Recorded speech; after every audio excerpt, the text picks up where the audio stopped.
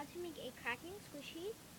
So yeah, so first of all you're gonna need, this is an exact amount because I lost my exact amount.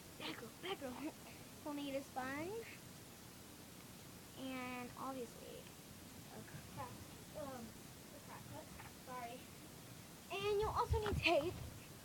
And you'll see what it's for in just a moment. So first of all, what you're gonna do with the tape, you're gonna grab a little, this much, put it around the tip so that when it cracks, it won't open. See?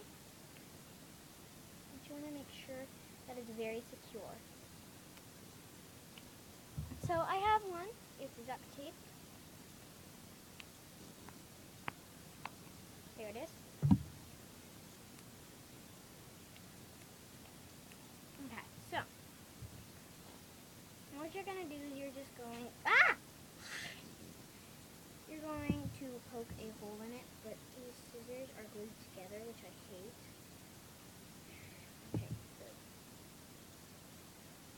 I really need to find my exact knife. It's really painful.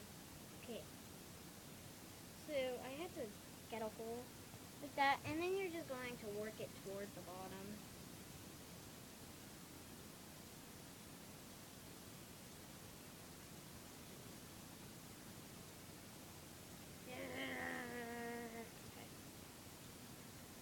Sure. You want to get it pretty far down there? Oh, dang it, I ripped it. Too bad. Well, then you're going to stick your clip in. And you can glue this so it's not, like, open. And then you have your cracking squishy.